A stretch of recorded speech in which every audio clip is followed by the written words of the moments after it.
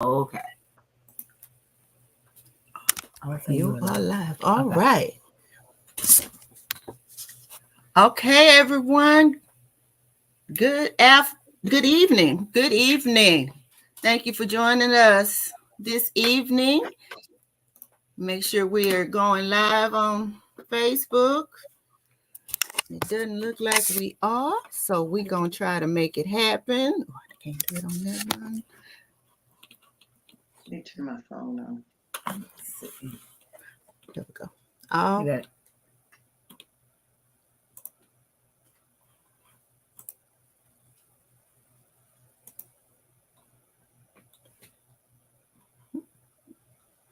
says. All righty. Let's say we're here. All right.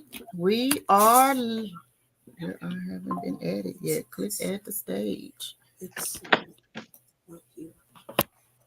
We're going to add it to the stage. All right. Can you hear us? I hope you can. Good evening. Good evening. Good evening, everyone. It's, Welcome. It's Keisha and Vanessa. Together.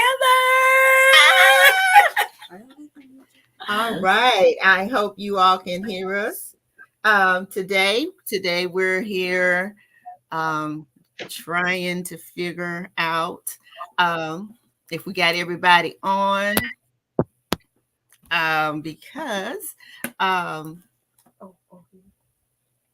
we're coming tonight and we're going to be talking about our resources again, and we got to make sure we bring our other speaker in today, and that's Jackie, and we're going to bring her in from the dashboard. She was in on our guest. We were speaking to her and we were doing so well. And I think I got to go back and get her. Jackie, can you hear us? I can hear you. I can see you too. Okay. I need you to click on your picture and say add to stage. Can you do that for me? Click on my picture and say add to the stage. Yes, ma'am. Oh, there it wait. It says picture in a picture. Click that. No. On your picture, hit add to stage. Well, I'm clicking on my picture. Don't say add nothing. Oh, wait. There we go. Hide the picture in the picture. No, you're good. You should be good now. I'm good. You're okay, good. Because I'm like, all right. logical. Okay. Well, everybody, we have Jackie here, and we're going to be talking about resources. Can you see her on that? My producer, you got it? Yeah, we got our producer, Deron Nix Jr., over on the side helping us out. So, yeah, we got new staff working today. We're growing. We're excited. So, tonight, I hope you all are ready to hear about some great resources. Jackie is currently a super social worker here in the Austin area. She is a member. She is a Christian woman, God-fearing woman who is a member of David Chapel Missionary Baptist Church here in Austin, Texas. So I'm going to give it to her and let her tell you a little bit about herself before she actually starts her presentation on getting started with Medicare. All right, Jackie. Okay. Did I say getting started with Medicare? I don't think I finished that word. All right, Jackie, take it away. Good afternoon, good evening, everybody. My name's Jackie Davis Dozier. I'm a licensed clinical social worker. And as Keisha will tell you, social work is me. That's what I do. It's my passion. So when I'm not working as a social worker, I'm working somewhere for free as a social worker. And so here I am tonight, coming to you with information about Medicare. As Keisha said, I am a member of David Chapel in Austin, and I've had a lot of classes with my church members about Medicare and what to anticipate and how to think about Medicare as you're approaching 65 or starting to think about getting your Medicare benefits. I know that there's a lot of misinformation out there, and so I have made it a part of what I do as a licensed clinical social worker and as somebody that wants people to be informed, to provide information about Medicare and things that you need to consider as you are preparing to get Medicare or help a loved one get Medicare, whatever the situation might be. So that's a little bit. Well, let me just say I'm also from Georgia, and I'm real proud of that.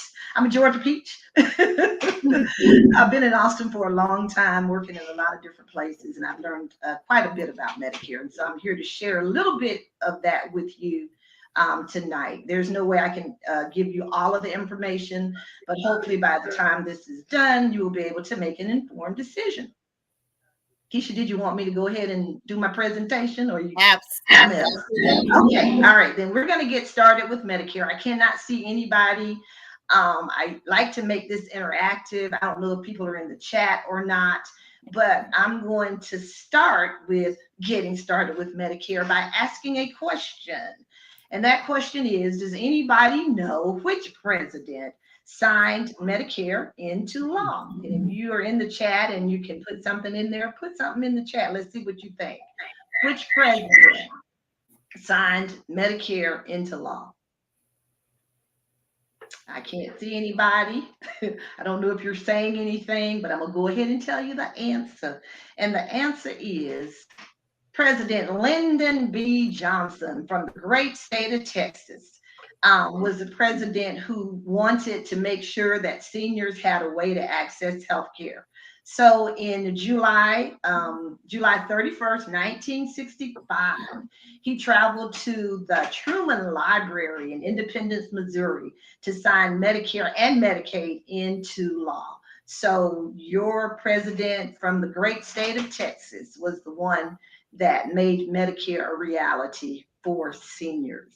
And additionally, the first recipient of a Medicare card was President Harry S. Truman, who for many years wanted to put something together for seniors for health care. So he was the very first recipient. I don't know what his Medicare card number was, but he was the first one, and his wife Bess was the second. So what is Medicare? What is Medicare? Well, plain and simple, it's just health insurance for people 65 or older, certain people who are under 65 with disabilities, and people of any age with end-stage renal disease necessitating either dialysis or a kidney transplant. So those are the people who can get Medicare. Three groups of people. Okay, so what agencies are responsible for Medicare? Well, Social Security is going to enroll most people in Medicare. If you have worked for the railroad, then the Railroad Retirement Board would enroll you. People who are federal employees will get enrolled by the Office of Personnel Management. And then, of course, CMS, the Centers for Medicare and Medicaid Services, are the people that set the policies for Medicare. So those are the people that are responsible for making sure that Medicare runs and that it runs well. So you hear people talking about Part C, Part A, Part D. What are the parts of Medicare? Well, there are actually three parts. Part A is your hospital insurance. Part B is the medical insurance, and Part D is your drug coverage. And we're going to spend some time talking about each of those a little bit more thoroughly. But for now, just know that these are the parts of Medicare: Part A, Part B, and Part D. When you're deciding what you want to do about Medicare, you do have some options. And I know if you ever turn on your TV, you've heard about the Medicare, the hotline, the helpline, all of those places that you can go and enroll in Medicare Part C. Well, you don't have to do that. You can enroll with the Social Security office. So your options are original Medicare, which is what President Johnson signed into law, Part A and Part B. To that, you can add the drug coverage, which is Part D, and you can also add supplemental coverage. And this would be what you've heard people talk about as a Medigap. You can add that. And then for some people, if you have coverage from a job that you retired from, then that would be used as your supplemental. Your other option is Medicare Advantage, also known as Part C. And I know you've heard about Part C because it's on every commercial every other minute. So Part C is a way for you to combine Part A, Part B, and if you want to, Part D, the drug coverage. The reason that people choose Part C is because it does offer some additional benefits that Medicare does, regular Medicare or traditional Medicare does not offer. And some plans may have lower out-of-pocket costs, but we'll talk about each of those a little bit more in detail. So, original Medicare versus Medicare Advantage. So remember, original Medicare is traditional Medicare, parts A and part B. So think red, white, and blue card with the bird on it. Red, white, and blue card with the bird on it. Medicare Advantage plans are going to come from private insurance companies. So they could have names like Humana, Aetna, Blue Cross Blue Shield, things like that. So in original Medicare, you can use any doctor that accepts Medicare in the United States, anywhere in the United States, any doctor or hospital or provider. Medicare Advantage plans, you're limited to a service area, so you have a geographical area. And you're going to, depending on the type of plan that you have, you're going to be in a network. In original Medicare, you don't need a referral to a specialist usually, but in the Medicare Advantage plans or Part C, you may need to get a referral to see a specialist. Additionally, in original Medicare, for your Part B services, you usually pay 20% of the Medicare approved amount after you've met your deductible. Your out-of-pocket costs may vary with the Medicare Advantage plan. You will pay a premium for Part B in original Medicare, and you'll also pay a premium, the Part B premium when you have Medicare Advantage plans, and you may also have a plan premium. It just depends on the plan. In original Medicare, there's no yearly limit on what you pay out of your pocket, and with the Advantage plans, they will give you an out-of-pocket limit. You can choose to buy a Medigap or a supplemental to go with original Medicare. You cannot buy a Medigap with a Medicare Advantage plan. It wouldn't work, actually, so you couldn't buy one. Original Medicare also will cover most medically necessary services, and the Part C plans will as well, but they may offer some additional benefits like vision, hearing, and dental services. Original Medicare does not. With original Medicare, you can join a separate Medicare drug plan to get your prescription benefits. And you can do the same with the Medicare Advantage plan. It can be a part of the plan, or you can have a standalone drug coverage. And in most cases with original Medicare, you do not need any type of approval to have your services covered as long as you meet the Medicare criteria.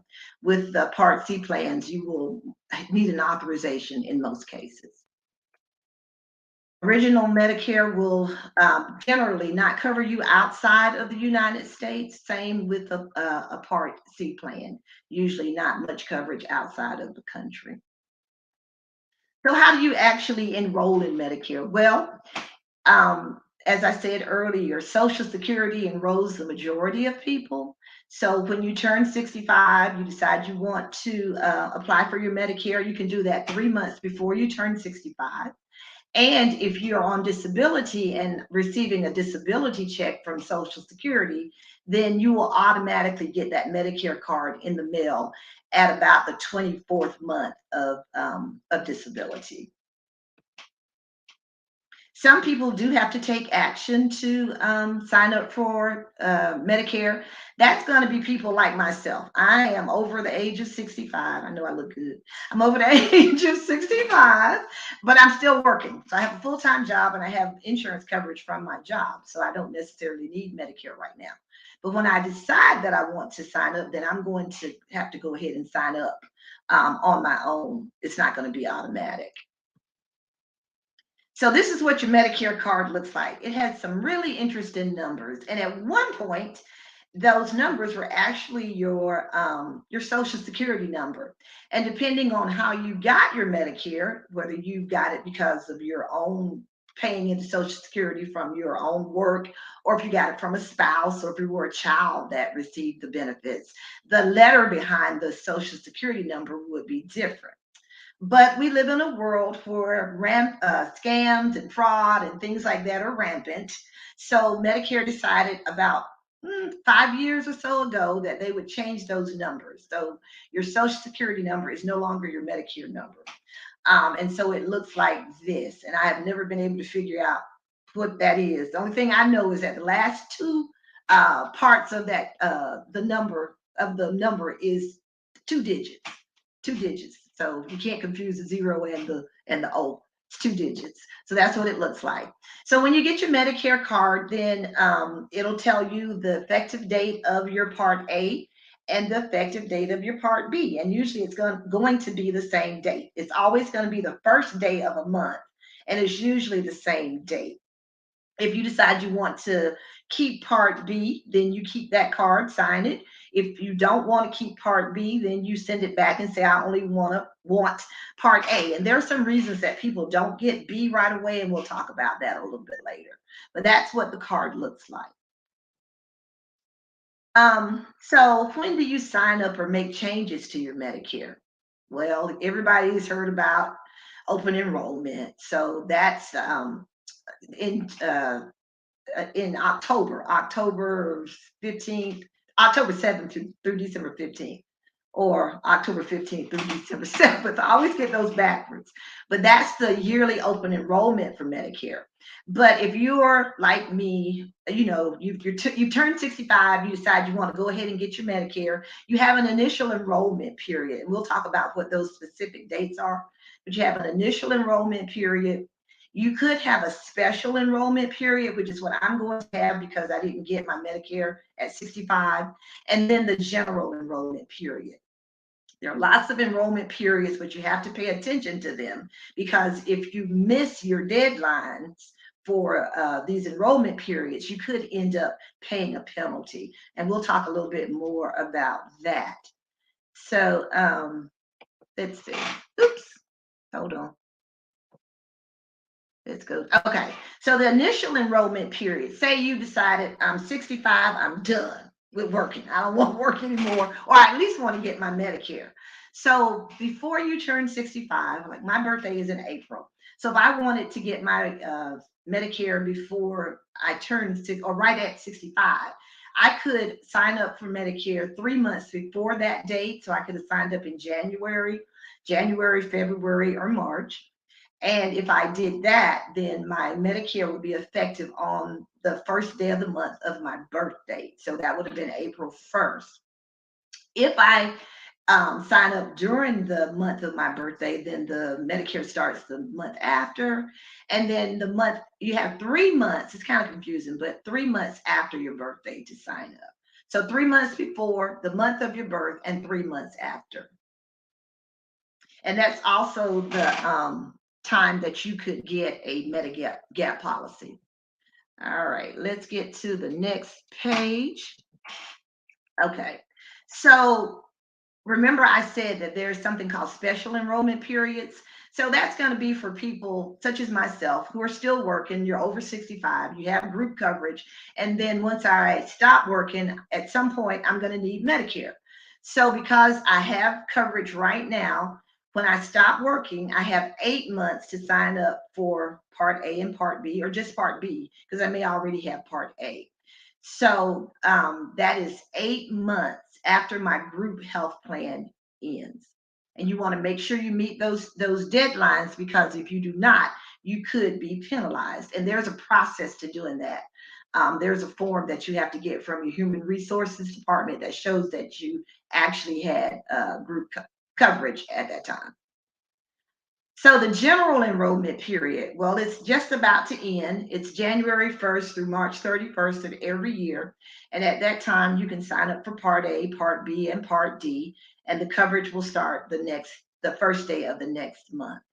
That's going to be for some people. Don't sign up for Part B right away because they don't want to pay the premium, and we'll talk about that. But that would be a time that you could do that during the general enrollment period. And as you can see, it says you may have late enrollment penalties, because Medicare says if you don't have creditable coverage during the time that you don't have Medicare and you were eligible for Medicare, they're going to penalize you. So it's important to pay attention to the deadlines. And then the open enrollment period that everybody hears about, in the fall, when people are starting to have health fairs and things like that. That's a 7-week period that starts October the 15th. It ends December the 7th. That's a time that you can review what you have. You could change it if you want to. You could, switch it up, add something, but you should always review what you have to see if there's something that might work better for you. So that's a 7-week period. And when it ends, after you finish with open enrollment, your coverage won't start until the first of the next year. So January 1st, 2025 would be when it would start. There's another enrollment period. There are lots of enrollment periods, and you have to pay attention to them. So there's one for the Medicare Advantage plans as well. It's the same as the general enrollment period currently. But if you're new to Medicare, then you would be able to sign up for a Medicare Advantage plan at that time too. You can switch during the Medicare Advantage open enrollment plan back to regular Medicare, whatever you want to do. So they give you lots of opportunities to make good decisions about your choices with Medicare. All right, let's talk about original Medicare, what President Johnson signed into law, Parts A and Part B. So Part A is your hospital coverage. That's going to cover any type of hospital, inpatient hospital stay. That could be a psychiatric hospital, a long-term acute care hospital, a general hospital, a rehabilitation hospital. Part A would provide the coverage for that hospital stay. And it does include things like nursing, meals, semi-private rooms, although I'm pretty sure now most rooms are all private. I haven't been in a hospital lately that has 2 people in a room or has wards. Those are things of the past. All right. So Part A would cover that. It also covers something that's called a skilled nursing facility. And let me put a bullet point on this because people get confused about SNFs. So a skilled nursing facility. That is where you may have had a family member go to a building that was a nursing home, but Medicare was paying for them to be there. So Medicare does not pay for a nursing home placement. It is a SNF. So if somebody is in a building that Medicare is paying, the building's a nursing home, but the type of care they're getting is covered by Medicare, then they are in a SNF, a skilled nursing facility. And there are qualifiers to go into that facility. You have to be in a hospital as an inpatient, not in observation. Keisha, you remember this, not in observation for 3 midnights in the hospital for 3 midnights as an inpatient. And then from there, you could go to the skilled nursing facility, which is a type of care. It's not a building. The building is actually the nursing home, but the type of care is skilled. And so those are going to be places that have names like, if you're in Austin, Park Bend Nursing and Rehab, Stonecrest Nursing and Rehab, Sedona Trace Nursing and Rehab. So the rehab part is what Medicare pays for. The nursing part, that's people that live in those facilities. That's covered by Medicaid or the VA, but never by Medicare. Excuse me, Jackie. Will you be discussing skilled nursing at all to discuss the differences as far as when people say, yes, we have rehab versus inpatient rehab? Sure. So there are 2. So Medicare has something that's called a continuum of care. And there are 2 types of rehabs. And so what we used to call it at the hospital was the mini rehab and the big rehab. So the big rehab is going to be a hospital. So that's going to be a facility like Central Texas Rehab or Encompass Rehabilitation Hospital. That's covered under Part A as well. But in those types of facilities, the anticipation is that it's going to be a shorter stay, but a more intensive level of therapy and services. So people that may say maybe you were independent, you fell, you broke your hip, you're not debilitated. If you've broken your hip and now you need some continued therapy, that would be a facility that might be more appropriate for you. So it's an actual hospital. It's open 24/7. We can admit patients there all hours of the night, although we try not to. There's a doctor there. There's therapy ongoing. The people that go there have to be able to participate in 3 hours of therapy a day. You have to be able to participate in 3 hours of therapy. So that's the actual rehabilitation hospital covered under Part A, but not the same as a skilled nursing facility. So a skilled nursing facility or a SNF, it's the baby rehab. So there's not going to be any rehabilitation usually on the weekends, no therapy services on the weekends. The doctor's not going to be there every day. The expectation is that you will be able to participate in therapy for about an hour to hour and a half a day. Usually it's going to be about 5 days a week, but about an hour and a half a day. And you're going to stay longer at a SNF. So Medicare, original Medicare gives you actually 100 days, but most people don't stay 100 days. If you're there that long, you're probably going to be living in a nursing home. But the average stay is I'd say what, about 6 weeks, something like that. But initially, the first 20 days, there is no copay. So if you go to it, you hear people say, I went and I stayed 3 weeks. Well, that was because they didn't have any copay up to day 20. After day 20, day 21 to 100, there's a copay. And I think it's about $195 a day right now. But that is the mini rehab. So a skilled nursing facility is rehab. It's a less intensive level of care. You can stay longer. You have to have been in a hospital for 3 midnights as an inpatient. A rehabilitation hospital, you can be admitted from home, actually. You don't have to even go to the hospital. You can be admitted from home. It's a short stay, probably anywhere from maybe 7 to 14 days, and that might be long, 14 days. But you're going to be doing some intensive therapy, 3 hours a day, PTOT, speech, things like that. So that's the difference. Both covered under Part A, but two different levels of rehabilitation services. Thank you. You're welcome. I hope I did it okay. All right. So Part A also covers these things: home health, blood, hospice. Most people don't have to pay for Part A because you paid into Social Security.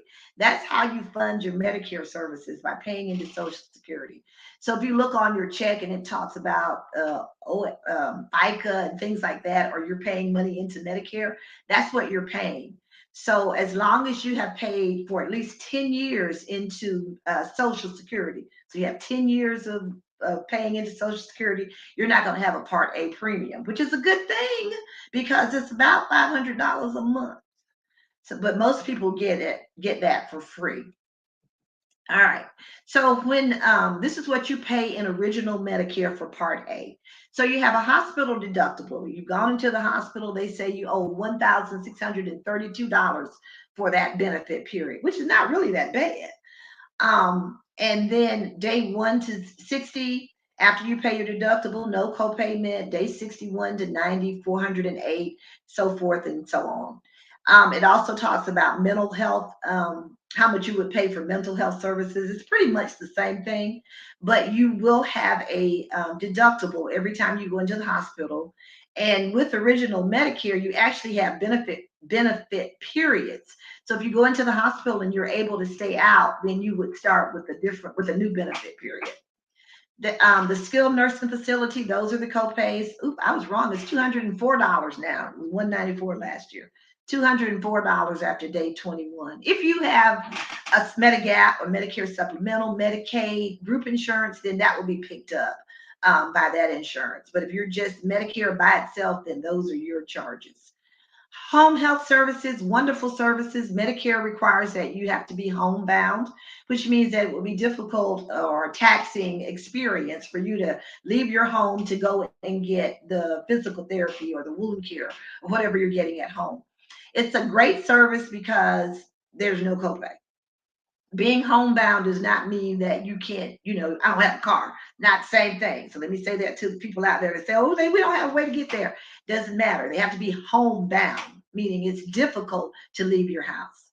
So, and then of course, usually with home health, they certify you for about 60 days. Then you have to be recertified, but it's a great benefit.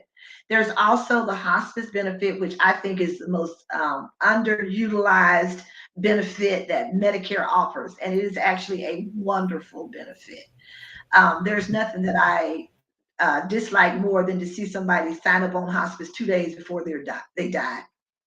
because hospice offers benefits Well, to the family after the person passes on. You can get grief counseling for up to a year with Medicare if your relative was in hospice. So it's a underutilized service, but it's great. I've actually seen people get better on hospice. All right, each benefit period, your benefit period will end after you've been home for at least 60 days. So you haven't been in the SNF, you haven't been in the hospital, you've just been at the house, then you would get a new benefit period and everything kind of starts over, which is kind of nice. All right. Do you need Part A? Yes, you do. And why do you need it? Well, first of all, it's free for most people. If you've worked, you probably paid for it. So there's no downside to having Part A, to not having Part A. So you definitely want to have Part A. And just a little footnote, if you are getting ready to sign up for Medicare and you have a health savings account, I found this out from the AAA, you need to stop putting money into your health savings account or you may get taxed when you file your taxes. So stop about 6 months before you sign up for Medicare. Stop putting money into your health savings account. All right, Medicare That's Part great information. Medicare Part B. B as in boy. That's the one that everybody has to pay for. Well, at least everybody has a charge. Some people don't pay for it, and we'll talk about that. But Part B is going to be your outpatient services, and you need Part B. You need Part B. The reason that you need Part B is because that also covers the emergency room.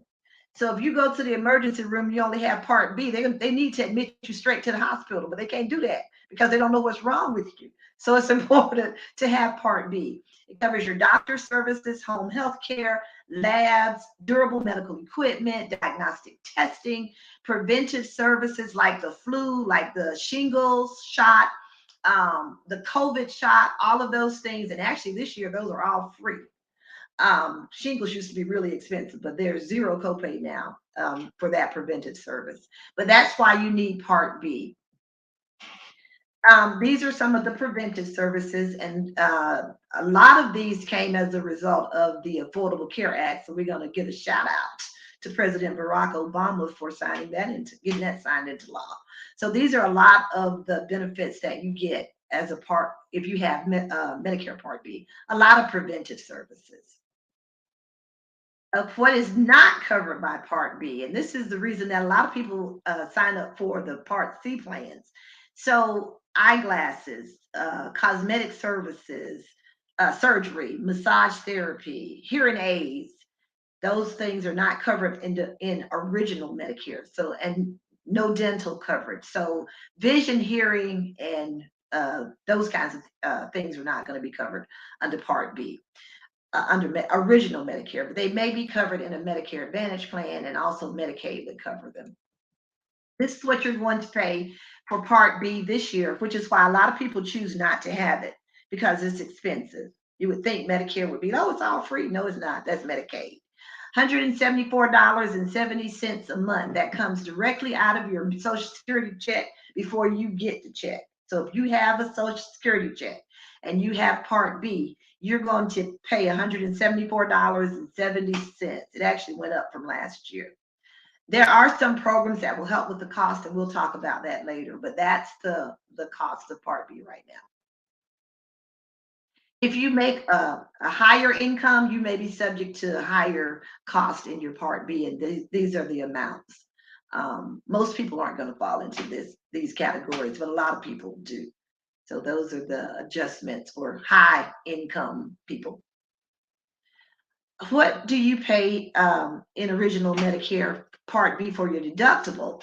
At the beginning of every year, you have to pay the first $240 before Part B kicks in. So say you need a walker, and normally Part B would cover that. But at the beginning of the year, if you have not met your deductible, then you're going to pay for the walker to meet the $240 deductible.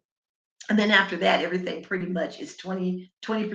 Medicare pays 80, you pay 20, except for those vaccines and preventive services. Most of those are no copay. Should you have Part B? Absolutely. You need Part B. And if you don't sign up for it when you're first eligible, you're going to be penalized unless you have creditable coverage, some other type of insurance that's considered creditable or comparable to Medicare. So you do want to have Part B. You have to have Part B. Oops, that's upside down. We're gonna, I don't know what that said. So we're gonna go to lesson 3. We're gonna talk about Medicare supplementals, also known as Medigaps. Keep in mind that these are sold by private insurance companies, and what they do is they fill in the gaps in Medicare.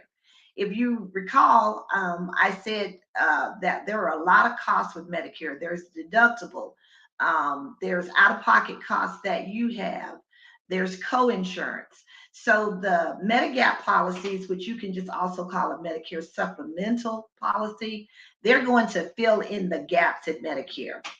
And the way that you can identify the Medigaps is that they have letters, so A, B, C, D, M, N, like that. So those are the Medigap policies. And the interesting thing about them is that they're all pretty much, well, they are the same. So these are the Medigap plans for 2024. So if you got Plan A from any insurance company, it would be the exact same benefit. The only difference might be the cost. So you want to do some cost comparing when you're trying to pick a Medigap plan. But if you get Plan A from Conseco or Plan A from Mutual of Omaha or from Jonathan with Colonial Penn, it's going to be the exact same thing. And you can go to your Medicare and U book and you can see what's supposed to be covered. The two most popular plans, from what I can tell, are going to be Plan G and Plan F. And I think, if I remember correctly, that Plan F may not be sold anymore. But Plan G and Plan N, as you can see, they cover a lot.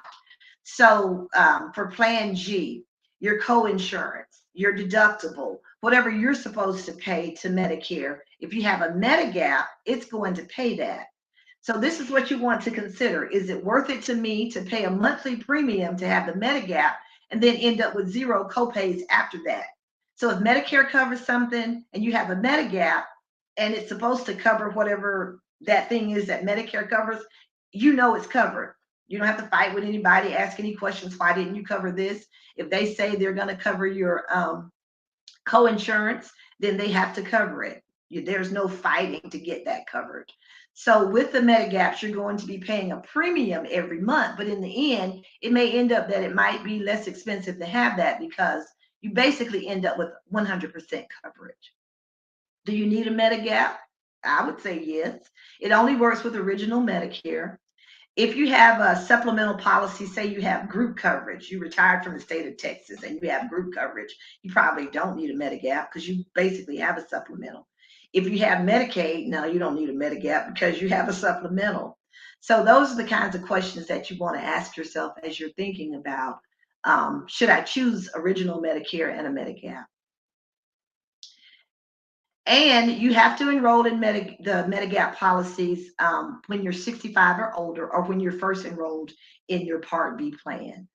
At that time, the insurance companies, there's no medical underwriting, so they can't refuse to enroll you in a plan. So you don't have to meet any medical anything.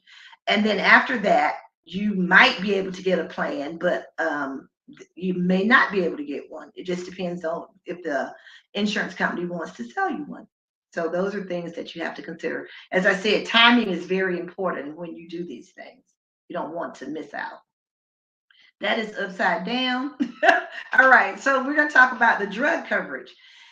So I've been a social worker for a long time, and there was a time that Medicare did not have drug coverage. It was the craziest thing.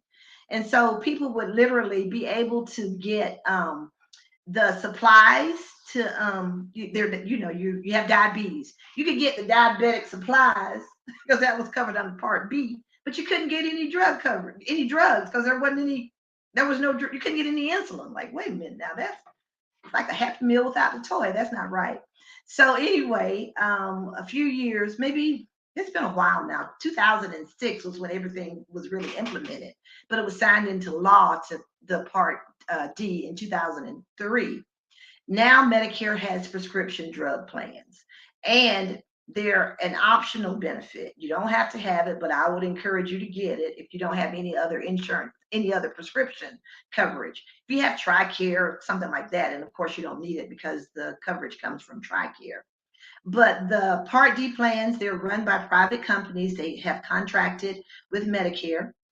If you have original Medicare, you're going to have a standalone Part D plan. If you have a Medicare Advantage plan, then you may have something that's called an MAPD, which is a Medicare Advantage plan with prescription drugs. You could also have a standalone one, but most of them have the drug coverage included. It's optional. The plans have formularies. Medicare tells them what needs to be covered, but the way they cover them the drugs might be different. So you definitely want to compare the drug plans. If you have limited income and resources, then there's some programs that might help you, and we'll talk about that towards the end. Most people will pay a monthly premium. There may be a deductible. You will have out-of-pocket costs. As you can see, Medicare is very expensive when you're making the least amount of money you've ever made in your life. You're going to be paying the most money to have for your healthcare needs.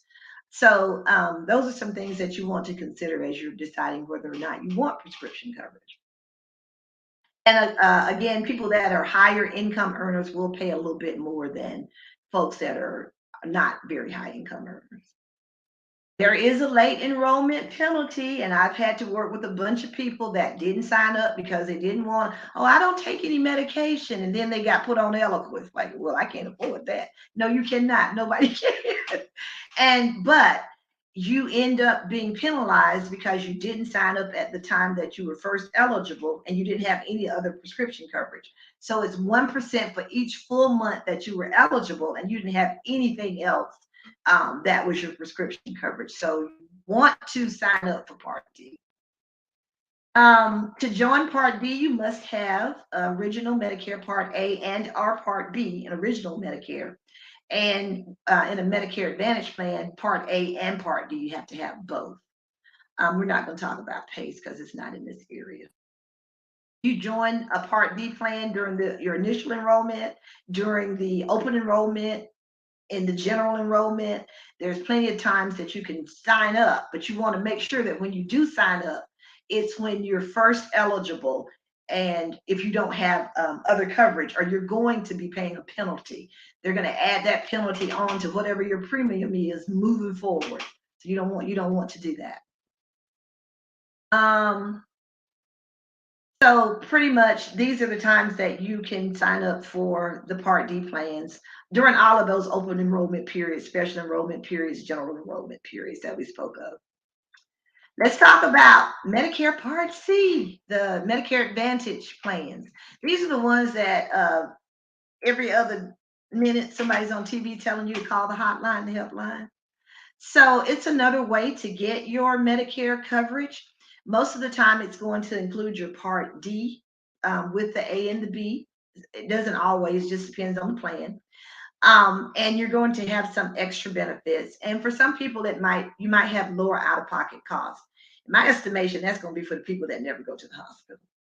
It's another way to get your coverage. So basically, when you sign up for Part C, what you're saying is, I'm allowing a insurance company to manage my Medicare benefits for me. So you're still in Medicare. You have all the rights and protections of Medicare. You still get the same services that Part A and Part B cover. You might want to add in a drug plan, and you will have a limit on your out-of-pocket costs, and your plan benefit grid will tell you what your out-of-pocket maximum cost will be. In a Medicare plan, Advantage plan, you're going to be in a service area, which if you're somebody that, say you live in New York in the summer and Florida in the winter, that could be a problem because you have to be in a geographical area, and it's not going to extend from New York to Florida. So you are in a geographic area. If you move outside of your area, you probably have to pick another plan. So Medicare does pay a fixed amount to the drug company, to the insurance companies to manage your care. It's called capitation. Each plan can charge different out-of-pocket costs, and they have different rules for the services that they provide. And if you were to get hospice care, it is covered, but it's going to be covered under original Medicare. So how do you join? Well, during open enrollment, during in October, during the Medicare Advantage enrollment, January 1 through March 31st. If you move out of your area and that plan is not in the area that you moved to, then you would be able to join a plan at that time. So different ways to join. Should you join a Medicare Advantage plan? Well, are your doctors in the network of the plan that you're wanting to join? Do you want to have referrals to go to specialists? Um, so those are the kinds of questions that you have to ask yourself. Do I want the extra benefits that come with being in a Medicare Advantage plan? Dental, vision, hearing, a lot of them offer over-the-counter benefits, things like that. That's important to you, then a Medicare Advantage plan might be the best for you, but you have to make an informed decision as you're making your choices. So Medigap policies and Medicare Advantage plans are different. They're both offered by private companies. The government oversight for Medicare Advantage plans is Medicare. They have to be approved by Medicare. For the Medigaps, it's the state that you live in, but they have to follow the federal laws. Medigaps only work with original Medicare, and what the Medigap covers are the gaps in original Medicare. The Medicare Advantage plans also cover Part A and Part B services and offer you some additional things like dental, vision, and hearing. You have to have Part A and Part B for both of them, and you pay a premium for sure for the Medigap, and you may pay an additional premium to have the Medicare Advantage. Not always, but you might. And either way, you're still going to be paying a Part B premium. So you got a bunch of premiums that you have to pay in addition to having these services. All right, so let's talk a little bit. We're actually almost done, but this is the most important part to me because Medicare and Social Security offer ways for people that have limited income to be able to afford Medicare. As you can hear, Medicare is not cheap. People think, oh, I got Medicare and it's going to be wonderful. And I'm not going to have any out of pocket costs. You're going to have a lot of out of pocket costs. A premium for Part B every month, the premium for the medication, the prescription coverage, your deductibles for Part B, your hospital deductibles.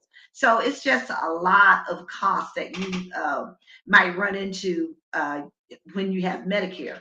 So we're going to talk about some programs that help with the cost. And that one's upside down, but I know what they are. so the one that I want to talk about first is the Medicare Savings Program. That's a program through your state. Even though it helps you with your Medicare costs, it's from your state. In Texas, it's going to be the Health and Human Services Commission. In Georgia, it's going to be the Department of Human Resources. But whichever department in your state does the Medicaid, that is who you would normally apply to get help with your Medicare costs. So this is called the Medicare Savings Program. There are 4 of them. They're totally income-based, income and resources based. The best one is QMB, Qualified Medicare Beneficiary. What that does is it pays your Medicare Part B premium. So instead of that coming out of your check, that money is not taken out of your check. So you end up getting your whole check, which is a beautiful thing because that's $174, which I have calculated is $2,018 a year. So with QMB, your Medicare Part B premium is paid for you. And as you can see, these are the limits: $1,275 for a single person, $1,724 for a married couple. And when you're calculating your income, you have to add back in the money that comes out, even though you don't get it. So whatever your full check is, that's the amount that they're looking at. The three programs that I work with the most are going to be the QMB, the SLIMB, Specified Low Income Medicare Beneficiary, and QI, Qualifying Individual. So basically, QMB, in addition to paying your premium, it's like you have Medicaid. So you get your deductibles, your co-insurance, whatever your out-of-pocket costs would be, that's covered.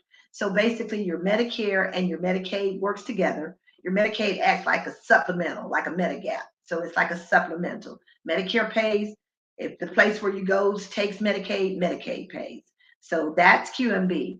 The other two programs, they're the same benefit but higher incomes for the last one. So the Slim B, 1526 for a single person, 1715 for a single person for QI. And what they do is they just pay the Part B premium. But that's a good benefit. They just pay the Part B premium, but that's $2,000. So that's going to give you money to buy food. That's going to give you money to buy, things that you wouldn't be able to afford. So $2,000 a year, not coming out of your check, being paid for you by your state. So you apply either through the Health and Human Services Commission, or you can contact your local area agency on aging and speak with a benefits counselor. These particular programs, you do have to apply every year. You have to apply every year. So if you applied this year and you were approved and you're getting your whole check, then all of a sudden next year you notice, oops, they taking that money out again. And Social Security is going to let you know that the state of Texas is no longer paying your Part B premium. Then all you're needing to do is just reapply. Normally the state will remind you that it's time to reapply, but got a lot of people in Texas, sometimes they forget. So that's what it would be. So you got to apply every year. And then resources, everything has a resource limit for benefits. $9,430 for an individual, $14,130 for a married couple. So that's going to be things you could liquidate and sell. That's what they're looking at. So that's the Medicare Savings Program. It helps you with your Medicare, but it comes from your state. Extra help. This one actually comes from Social Security. You apply at Social Security. You can go online, you can call them, you can call the area agency on aging. They can help you to apply. You can go to ssa.gov and just put in apply for help with Medicare prescription drug plan cost, and you can apply for extra help. So what extra help does is a beautiful benefit. A lot of people are on Eliquis, Xarelto, Lantus, Entresto, Jardiance, all of those medicines that they advertise on TV that nobody can afford, particularly when you have Medicare. If you qualify for extra help, and all you have to do is make the application, the amount for this year for a single person is $1,835, I think. Hopefully it's on the next page, but it's something like that. If you qualify for extra help, a bunch of things happen. If you were one of those people that applied late for your Part D, the penalty goes away. You never go into the coverage gap. You don't have a deductible. Your co-pays for your medications become very affordable. $11.20 for Eliquis, Xarelto, whatever is covered under your plan. $11.20 for those brand name medicines. $4.50 or less for the generic medicines. So it's a great benefit. Social Security estimates it's worth about $5,300 in benefits. And I cannot tell you how many people I talk to on a daily basis that have never heard of it. So if you know anybody that needs help with the prescriptions, tell them to try extra help. If that doesn't work, tell them to call the drug company and get the medicine for free. Can't use a coupon, but you can get free medicine. All right, so you are automatically will qualify for extra help if you get Medicaid. So if you already have Medicaid, then you're going to get a reduction in your prescription costs. They're going to be about $4 and $1. $4 brand, $1 and something for generics. So if you have Medicaid, then you automatically will have it. And of course, if you have SSI, which means you have Medicaid, you would automatically have it. And again, the way that you apply is online, call the Social Security office or call the SHIP, the State Health Insurance Assistance Program in your area. Oh, FYI, if you have Medicare and you flip the back of the book over, the number to the benefits counselors for Medicare recipients is on the very back of that book. It says the SHIP, but that is the benefits counselor in your area. Their job is to help you to make an informed decision. You never have to call the Medicare helpline, hotline, or any line. Call the AAA. I'm just mad that they can't advertise, but that's the best deal going, the area agency on aging. So what is Medicaid? Of course, Medicaid is a joint venture between your state and the federal government. It helps people with limited incomes to pay for their medical costs. And also, if you have full Medicaid, you also get social services like transportation and things like that. In November of 2023, there were 85.8 million people that had Medicaid coverage. Some had disabilities, others were low income people, some were seniors, many of them were children. There were also parents and pregnant individuals. So, and Medicaid may cover some things that Medicare does not, like adult diapers, covered by Medicaid. So, how are these two programs different? Of course, Medicare is consistent across the country. You go to California, you go to Florida, Medicare is Medicare. You come to Texas, you go to California, Medicaid is going to be different in Texas than it is in Medi-Cal is in California. Medicaid is administered by the state. Of course, they get money from the federal government. And it's always going to be based on need. And they say that Medicaid is the payer of last resort, So those are some of the differences. I don't know what this say. Key points to remember. I think I know what it says. It says that Medicare is insurance. It is not going to cover all of the needs that you may have. There are programs that can help you with your Medicare costs. There are people in the area agencies on aging, which is another program that President Johnson put into existence in the 1960s to help seniors to understand benefits, to have access to services. They have tangible services as well as helping people to access benefits. So the area agencies on aging may do things like congregate meals and transportation and things like that. But it is a wonderful, wonderful, wonderful resource for anybody on Medicare, anybody that has questions, needs help, wants to compare plans, not sure why something happened with their Medicare, you can call the SHIP. And then the other thing is they also will provide those tangible services for anybody over the age of 60. So the hands-on services, you have to be 60 years old. But for the benefits counseling, you just have to have Medicare. So that's my presentation. I think that's the last page. That says something. I don't know what that says because it's upside down. But I am done. As I said, there's a lot to know. The most important thing to know, though, is that there are places that you can go to get help, and it's not off the TV. Do not call a paid celebrity. Don't call Joe Namath. Don't call any of those people because they're getting paid to tell you to call that number. But the area agency on aging people, I've gone to conferences with them. They're being trained, the latest, the greatest, the best, most up-to-date information about Medicare, what's happening, what the plans are, what the benefits are. You can call the area agency on aging. And so that's all I have, Keisha. That's it.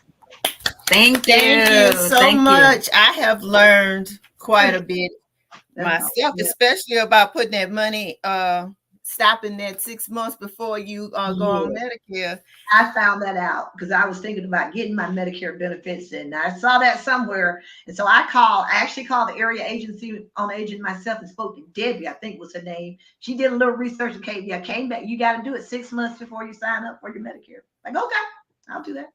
I tell you what, see, it's always great to make sure you have someone that can be an advocate for you, but you have to be an advocate for yourself. But also, just have someone who looks into that information. And that's why we're trying to get resources for people in the community and help them have access to this type of information. Because like you said, you hadn't even heard of it, and you are a super social worker. About all that now, but I've been doing this for a minute. But I'm like, here's the thing. I never even thought I'd be thinking about Medicare because I've been a social worker 40 plus years, and when I first started, the Part B premium was $54. Oh wow! It's been a long time, and Medicare was the farthest thing from my mind. Mm-hmm. But I promise you, in December of 2024, I will have a Medicare card with my name on it. Sure will. You work for those benefits. Yeah, we've been watching to see if there are any questions. So, okay, y'all. Do y'all have any questions from our streaming?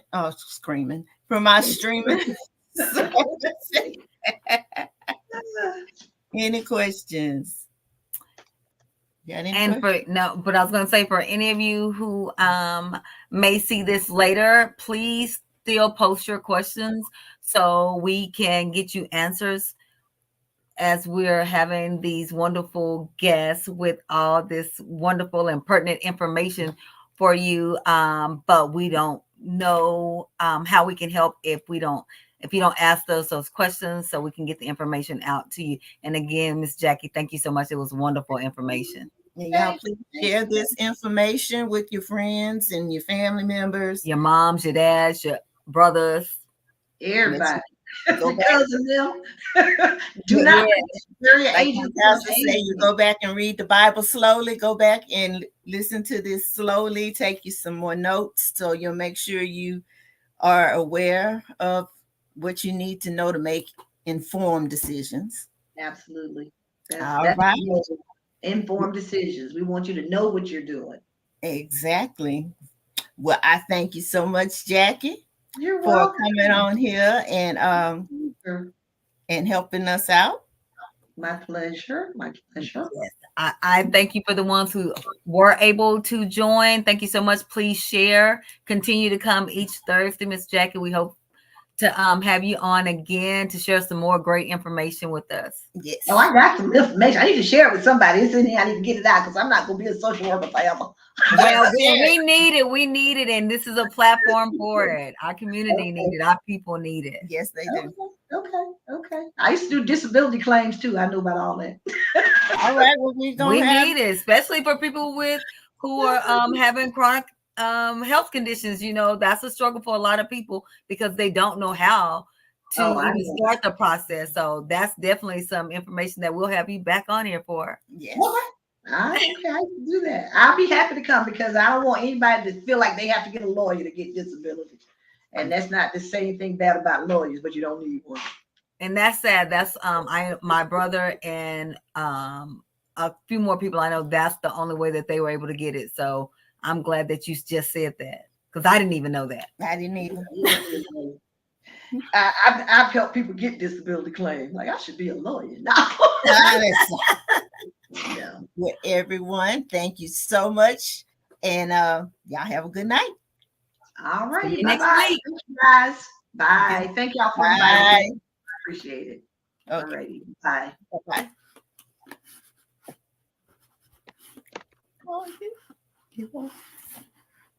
Once I got to get the cursor to work.